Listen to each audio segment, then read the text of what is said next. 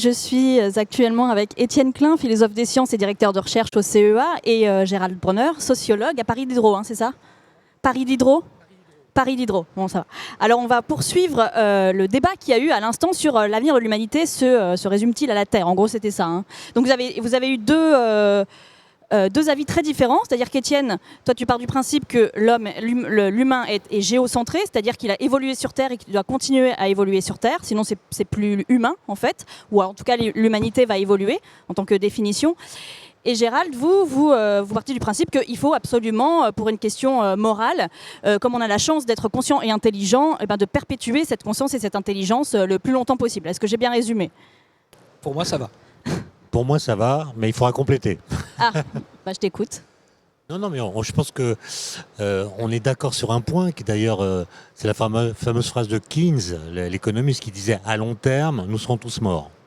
Et donc, les ressources de la Terre n'étant pas infinies, et la démographie étant croissante, à long terme, il y aura sans doute des conditions de vie sur Terre qui ne seront plus satisfaisantes et l'humanité est condamnée à disparaître.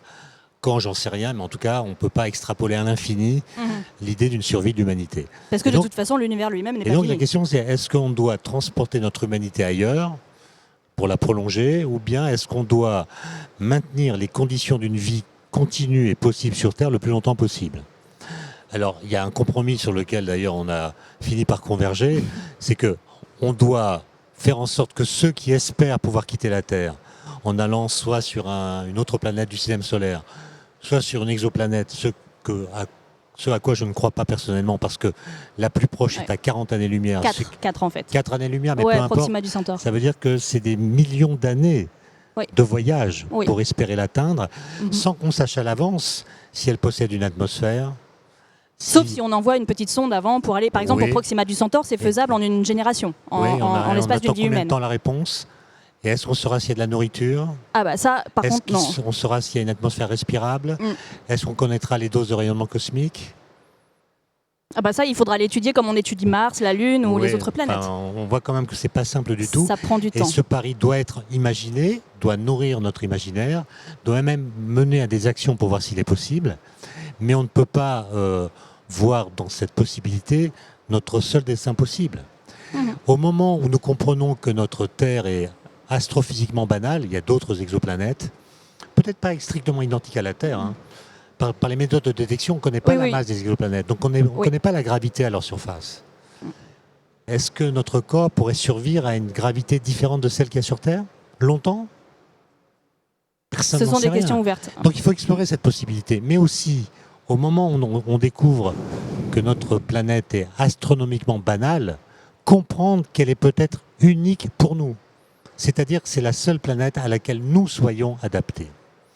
Et si on peut espérer coloniser d'autres endroits dans l'univers, ça sera sans doute au prix du fait que nous emporterons la Terre avec nous.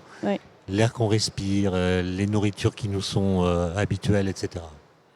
Mais alors, avant de passer à vous, Gérald, moi j'ai une question. Mais vous parlez d'adaptation de l'être humain à des environnements différents et extrêmes. Comment quelqu'un qui fait des ultra-trails depuis des années à 50 ans passés peut dire que l'être humain ne s'adapte pas à des conditions extrêmes? Là, il y a un truc que je ne comprends pas. Là, je pense que vous faites une erreur sur la flèche du temps. L'ultra-trail, c'est ce que pratiquaient nos ancêtres. Néandertal, quand il allait chasser, ça a été démontré par... On est sûr de ça? Il avait un camp qui était installé près des rivières, en surplomb en général, pour avoir une vision de l'environnement. Et leur parcours de chasse, c'était dans un rayon de 100 km autour du camp. Donc ces gens-là faisaient des efforts très longs, avec pas grand-chose dans le ventre. Ils allaient chasser et ils faisaient des ultra-trails une fois par semaine. À une telle hauteur, à une telle altitude? L'altitude n'est pas un problème dans l'ultra-trail. On ne va jamais très très haut, c'est pas de l'alpinisme. Oui, non. Et donc c'est pas vraiment un problème. Mais par contre, l'endurance, le fait de faire des efforts très longs en n'étant jamais dans le rouge, c'est-à-dire avec un rythme cardiaque en deçà du seuil où on commence à faire de l'acide lactique, c'est des choses que l'humanité a presque toujours fait, je dirais. Et alors pourquoi plus de personnes ne le font pas? Parce que il y a quand même très très peu de personnes qui peuvent physiquement faire ça. En fait, il y a beaucoup de gens qui le font, beaucoup de candidats. Il y a un taux d'abandon qui est plus faible qu'au marathon. Oui, mais globalement, si on prend en proportion de l'humanité, il y a une proportion extrêmement faible proportionnellement. Oui, mais peut-être y a que pas... chez Néandertal, toutes les personnes n'allaient pas chasser que de cette façon. Donc, on ne peut pas demander à chaque être humain d'être capable de faire ce qu'un être humain est capable de faire. Et donc, du coup, des êtres humains, ceux qui le choisiront, ceux qui le voudront, ceux qui en auront l'envie ou le désir, pourront éventuellement aller sur d'autres planètes et s'y adapter très bien, du coup, si je vous suis. Vous voyez la durée du voyage, encore une fois. Ouais. Vous voyez la durée du voyage. Est-ce qu'on peut survivre? Pour Mars, c'est 6 mois, par exemple. C'est ce qu'on fait dans la station spatiale. Mais pour moi, Mars, c'est du tourisme spatial. C'est pas l'humanité qui va se déplacer sur Mars. On va pas envoyer 8 milliards de personnes sur Mars. Non. D'accord? On va envoyer quelques personnes, de même qu'il y a quelques personnes qui sont allées au sommet de l'Everest. Est-ce que vous savez qu'on a envoyé dans l'espace plus de personnes qu'au sommet du K2? Oui. Oui. D'accord. Ça veut dire que même sur Terre, il y a des endroits parfaitement inhabitables. L'Antarctique, voilà. par Donc, exemple. Il y en a même beaucoup. Les océans, il y en a même beaucoup. qui couvrent même 70% de la Regardez la planète. distribution des populations à la surface de la Terre, il y a très peu d'espace occupé en fait. Et trouver l'équivalent sur une autre planète, ça ne sera pas de la tarte. Alors, ça, c'est sûr. Mais alors, du coup, Gérald, vous partez du principe qu'il faut absolument qu'on se préserve, qu'on a un devoir moral. À partir du moment où on n'a pas la preuve effective qu'il n'y a pas d'autres êtres intelligents et conscients dans l'univers, il faut absolument qu'on préserve cette culture qu'on a, cette nature humaine qu'on a pu développer jusqu'ici. Oui, absolument. C'est-à-dire que, si vous voulez, j'ai conscience des limites d'abord d'ordre physique, puis peut-être même d'ordre psychologique qui pèsent sur la possibilité d'un exode, puisqu'on parle de ça dans le fond de l'humanité, et que je n'appelle pas de mes voeux. Je ne trouve pas spécialement désirable. Moi, j'aime la Terre, effectivement. Je n'ai pas envie de vivre dans un environnement, je n'ai pas envie que mes descendants vivent dans un environnement extrêmement contraint et hostile. Il sera probablement plus hostile que celui de la Terre où qu'on aille, c'est probable.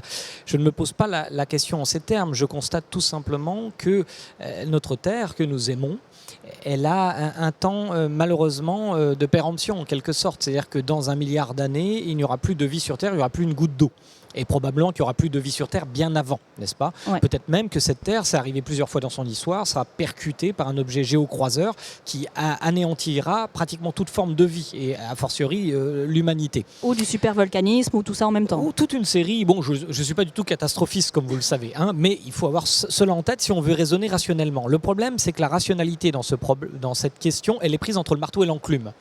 Elle est prise entre le marteau de l'heuristique de la peur, de ceux qui veulent nous faire peur avec la catastrophe, et l'enclume de ceux qui sont complètement inconscients du fait qu'on a quand même des réserves énergétiques, alimentaires dont il faut tenir compte, qu'il ne faut effectivement pas détruire notre environnement. Donc la rationalité, elle essaye de tenir compte des deux, mais elle me conduit aussi à dire qu'en effet, la probabilité de chance pour que dans l'univers, quelque chose qui apparaît quand même comme un miracle, même si je ne crois pas qu'il y a la main d'un dieu derrière cela, c'est juste une question de faible probabilité, c'est-à-dire la vie intelligente telle que nous la connaissons, me paraît admirable au moins en termes de probabilité, n'est-ce pas?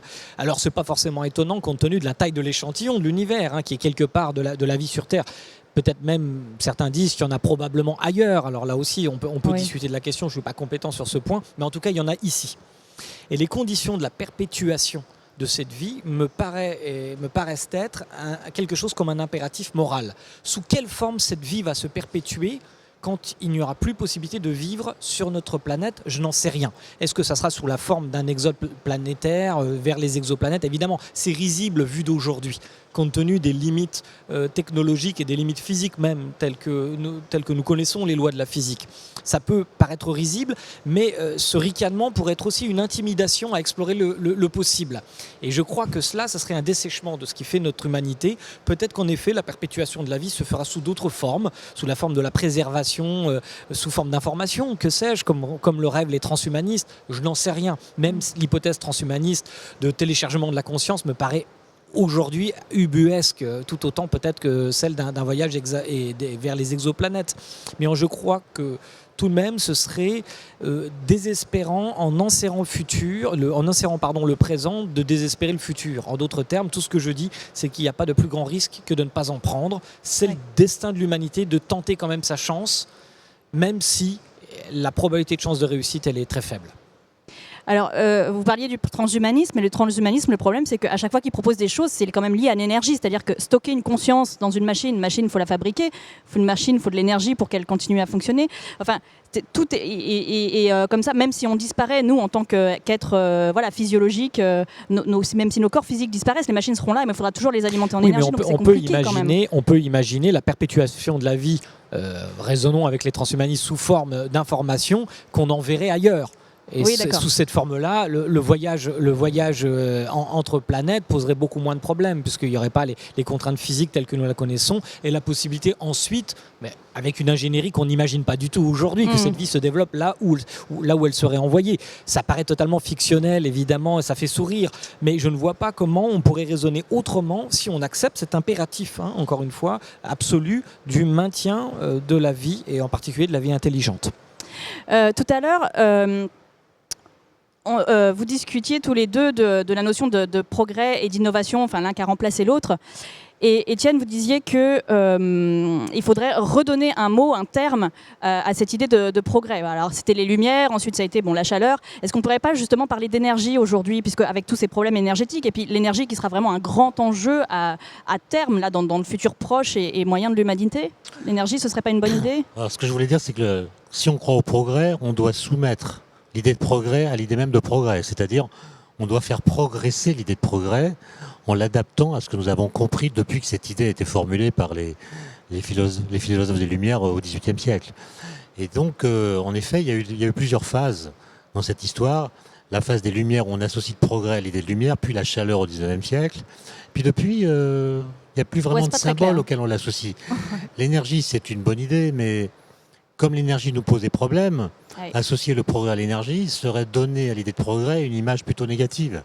Donc je pense qu'il faut trouver autre chose. C'est plutôt un travail intellectuel qu'il faut accomplir plutôt que de trouver le bon symbole comme ça, qui serait un peu une sorte de cliché qu'on essaierait de mettre en avant pour remplacer notre déficience de pensée autour de l'idée de progrès. Mais je pense qu'en effet, il faut redonner un sens au fait de désirer le futur. Voilà. Pour échapper aux peurs, même s'il y a des menaces énormes que nous connaissons, il y a des menaces, il y en a peut-être même qu'on ne connaît pas, mais il y a des menaces dont nous sommes conscients, elles existent, mais il faut quand même redonner un sens, notamment pour les plus jeunes, à l'idée que c'est bien d'aller vers le futur. De toute façon, on ne pourra pas aller ailleurs.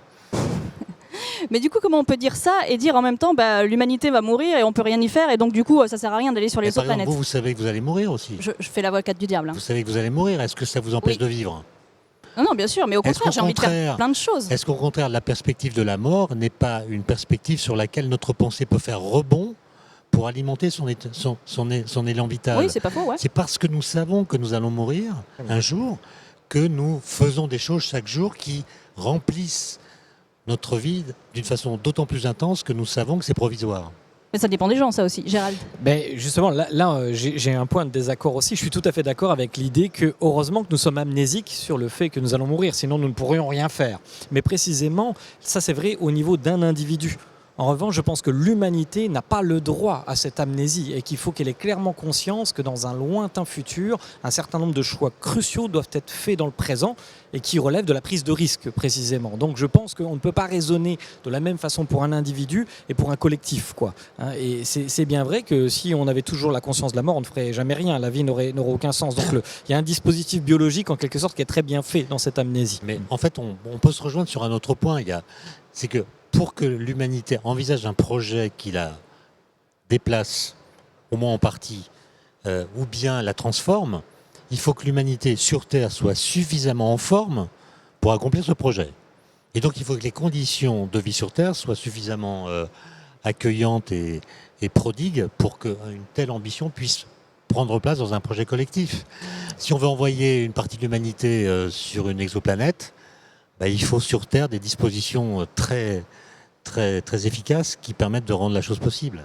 Et si on prenait les choses à l'envers, c'est-à-dire que si on avait le projet global, c'est-à-dire au niveau de l'humanité, d'envoyer un premier équipage sur Mars, par exemple, est-ce que justement ça permettrait pas, pour permettre la survie d'un équipage sur Mars, donc dans des conditions hostiles, il va falloir développer des technologies, il va falloir développer des tas de choses, et qui peut le plus, peut le moins. C'est-à-dire que ces technologies, pour vivre dans un environnement extrême et hostile, serviront sur Terre, du coup. Est-ce que ça peut pas être dans ce sens-là? On peut apprendre beaucoup de choses à partir de la colonisation spatiale. J'aime Sur pas le mot Mars. colonisation. Si, il y a une forme de colonisation. On va là, L'exploration. d'exploration, on peut apprendre des choses. Mais si on s'installe, ça commence à ressembler à une colonisation. Même s'il n'y a pas de population sur place qui puisse Mais dire peut-on nous sommes vraiment coloniser colonisés. un sol sur lequel on n'a pas de prise? C'est-à-dire on ne touchera jamais vraiment le sol martien. C'est-à-dire on peut Vous pas connaissez enlever un mieux gant. Mars que moi. Vous avez vu la surface de Non. Mars? Vous avez vu la surface de Mars? Elle est pas très grande, mais ça Elle n'est reste pas une très planète. grande. La gravité, Et plus faible. les effets à long terme de la gravité sur Mars, sur un corps tel que le nôtre, à long terme, sont quand même pas enthousiasmants. Il y a du Mais rayonnement en fait, cosmique. ça, je pense pas que ça pose de problème si on ne retourne pas sur Terre, en fait. Bah si, moi je En pense. fait, on n'en sait rien. Mais Moi, je pense que notre corps, il est adapté à la gravité terrestre. Et à long terme, quand on est dans une gravité autre, il y a beaucoup de choses qui se passent ça, on mal. peut pas le savoir si on le teste pas. On peut pas le savoir. Mais par exemple, est-ce qu'un couple qui serait sur Mars depuis très longtemps serait capable d'engendrer? Est-ce que le processus de procréation humain n'est pas lié à la gravité terrestre? Ouais, ça, c'est une vraie question. En tout cas, les souris se reproduisent bien, celles qui ont Ouais, été donc, dans l'espace. Il y a énormément de mais problèmes. bon. Et ce que je voulais dire, c'est que les critères d'habitabilité qu'on nous sert sont tellement ridicules par Oui. rapport à la liste totale qu'il faudrait pouvoir énoncer pour que nous puissions vivre ailleurs que sur Terre. Oui, c'est vrai. Il y a une forme de naïveté qu'on essaie de nous imposer avec l'idée que dès qu'il y a de l'eau quelque part, on peut y vivre. Non, Non, bah l'eau, non, ça non, suffit ça pas. de toute façon, non. En tout cas, je pense qu'il faut absolument pas se mettre dans les conditions du film Interstellar, justement. C'est-à-dire être au bord du gouffre Non. avant d'envisager le grand saut, parce que Ouais. de toute façon, ça poserait des problèmes, y compris même politiques. On pourrait pas prendre 10 milliards de personnes dans un vaisseau ou quelque chose comme ça. Ça veut dire faire une sélection qui serait totalement inacceptable. Vous imaginez les massacres insondables auxquels on serait confronté. Et vous avez parfaitement raison. Je crois aux interactions positives qu'il y aurait entre un premier voyage sur Mars, qui est tout à fait envisageable, habité, avec des gens qui essayent de s'adapter, qui renverrait un retour d'expérience et une interaction qui augmenterait le domaine du possible. N'est-ce pas? Donc je pense que c'est pourquoi il faut agir dès maintenant. Oui. Et c'est-à-dire qu'il faut, même si c'est pas rentable économiquement, etc., il faut absolument continuer à rêver. Et c'est là où je pense que je suis tout à fait d'accord avec Étienne aussi sur ce point. On est quand même d'accord sur presque tout, hein, entre parenthèses. Non, mais attends, il y a énormément de projets. Alors Il y a- tant il y a mieux, tant énormément de mieux. projets. Mais Et moi, je vois qu'on travaille davantage à cette idée d'aller dans l'espace qu'à l'idée de sauver les conditions. il y a eu une de la petite vie sur crise, Terre. non, quand même. Là, je veux dire, entre les années 60 et aujourd'hui, on a l'impression que l'espace. Il suffit de regarder même les fictions, tout simplement, les films de science-fiction. Quand ils parlent de l'avenir, la plupart parlent de la Terre. Il y a éventuellement un satellite ou sur la Lune ou etc., mais ça va pas beaucoup plus loin. Et c'est des dystopies. Ce sont des dystopies. C'est-à-dire l'avenir est toujours mauvais, avec un État généralement On voit que c'est pas dictatorial. marrant l'espace. Bah Ceux ouais. qui y Mais, sont allés ont vu que c'était pas du Puisque tout tu marrant. parlais de Oui, mais de- ceux qui y vont veulent y retourner absolument. Ah bah oui, Mais à c'est plutôt ça en condition fait. à condition de revenir. Ça dépend. Personne ne veut partir vivre dans l'espace. Bah si, il y a des gens qui veulent Qui le ça faire. Ah bah, tous les candidats à Mars One, par exemple. Mais ils veulent revenir. Il y a Non Ah bah non, c'est un aller simple. Ouais, ben, Alors, oui. j'ai parlé à Romain Charles, qui a fait l'expérience Mars 500, qui a été enfermé pendant 520 jours avec 5 autres personnes près de Moscou pour simuler un aller et retour vers Mars. Et en fait, il a rencontré Buzz Aldrin quelques mois plus tard, qui lui a dit « Mais c'est incroyable, moi, j'aurais jamais pu faire ce que vous avez fait. » Alors que Buzz Aldrin est allé sur la Lune. Ouais. Il dit « Mais pourquoi ?» Eh ben parce que voilà, y aller sans vraiment y aller, j'aurais jamais pu. Et Romain Charles m'a dit bah oui, voilà, des choses que l'on pense pouvoir faire et des choses que l'on pense ne pouvoir pas faire. Souvent, on se dit que tout le monde est pareil que nous, et en fait non, il y a des gens. Alors lui, Romain Charles dirait non, moi, si je vais vers Mars, je veux absolument revenir. Mais à force de discuter avec des candidats qui veulent vraiment y aller sans retour, il a compris qu'en fait, il y avait des gens qui pensaient pas comme lui et qui étaient prêts Oui. pour y aller sans Oui, retour. mais moi, Donc je il y a pense qu'il de n'y tout a aucune vraiment. expérience qui soit vraiment mimétique d'un voyage sur Mars. Ah bah non. Être enfermé dans une capsule, dans un désert, etc., Ah bah de toute façon, c'est pas du tout la même chose. Pas du tout, C'est on pas est la même d'accord. gravité. Non. C'est pas le même environnement. c'est pas les mêmes conditions C'est psychologiques. absolument pas les mêmes conditions. Donc Ouais. ces voyages-là n'ont jamais été et ne seront jamais simulés tant qu'ils ne seront pas faits. Non. Voilà. Bah non, c'est pour ça que je dis qu'on peut pas savoir. D'autre part, c'est quand on est dans une capsule sur Terre pour mimer ces situations, soi-disant, on peut toujours en sortir. Oui. Quand on va sur Mars, c'est un régime balistique, il n'y a pas de demi-tour possible. Non. D'accord, c'est des conditions très différentes, y compris psychiquement. Bien sûr, mais les gens seront formés pour ça, comme ils sont formés pour aller dans l'ISS. Non, on Ou peut sur pas la être Lune. formé pour ça. Non, mais à partir du moment où cette prise de risque, elle se fait sur la base d'aucune expérience préalable, de toute façon, et qu'il n'y a pas de retour, il y aura quand même toujours des individus qui seront prêts à prendre ce risque-là. Évidemment, il y aura toujours des gens d'accord pour tenter. Après, ils auront peut-être des regrets, mais au moins, on trouvera des candidats. Ça, c'est sûr. Alors, la dernière conférence du salon, ce sera le spatial fait-il toujours rêver? Mais c'est moi qui interviendrai avec Jean-François Clairvoy, donc je ne pourrais pas m'auto-interviewer moi-même, ça n'a aucun sens. Est-ce que... Alors, c'est bien parce que vous avez deux profils très différents. Vous êtes du 22 mai 69, donc c'est ça? Donc vous êtes né 2 mois, jour pour jour, avant les premiers pas de l'homme sur la Lune. Et Étienne, du 1er avril 58, si je me souviien bien. Donc du coup, est-ce que vous avez assisté à la télé aux premiers pas des hommes sur la Lune? Est-ce que vous pouvez me raconter? J'ai trouvé ça fascinant et je pense que ça a marqué une génération, hein, le fait d'aller sur la Lune, mais en même temps, on découvrait que c'était extraordinaire et pas sympathique comme environnement. Pourquoi? Parce que c'était tout gris? On voit bien que les types avaient un scaphandre, qu'ils n'étaient pas autonomes, on voit bien la différence de gravité. Bon. Mais c'est ça qui est génial, non? Ça vous génial, bien sûr, mais moi je suis alpiniste, hein, donc j'adore ces conditions extrêmes. Oui.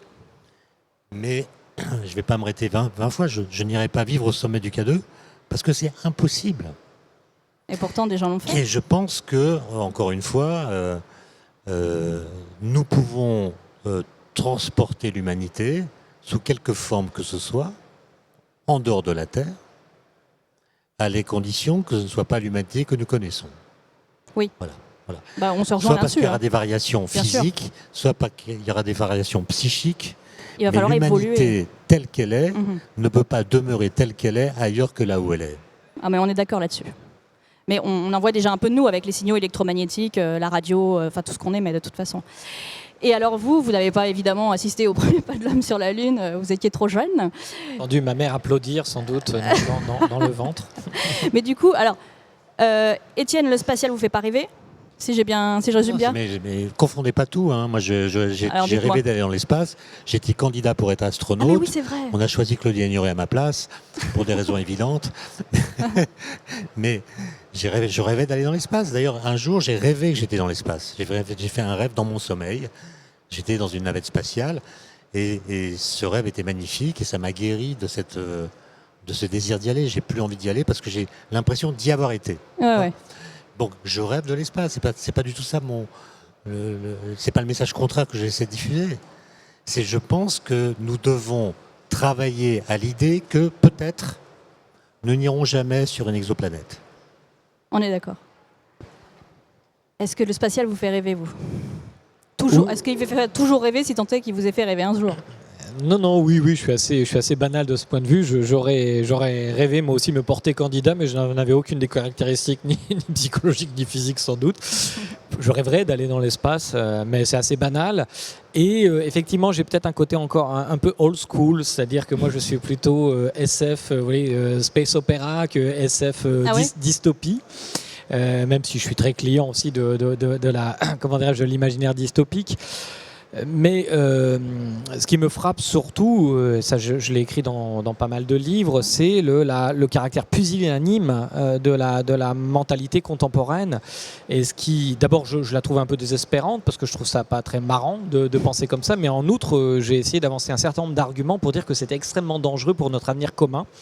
Et c'est très difficile de se battre dans l'espace public avec ces arguments-là parce que vous êtes sans cesse renvoyé à la prise de risque inconsciente, à des intérêts de je sais pas quoi, surtout par les conspirationnistes, n'est-ce pas, qui aiment beaucoup tisser des histoires avec cela, alors qu'il y a des enjeux philosophiques majeurs et qui, à mon avis, ne sont pas assez pris au sérieux. Donc j'essaie de faire partie de ces acteurs qui avancent sur ces arguments, mais je dois dire qu'Étienne Klein en est un autre. On est très d'accord sur l'essentiel de la nécessité de prendre des risques raisonnés. Voilà. Merci, messieurs.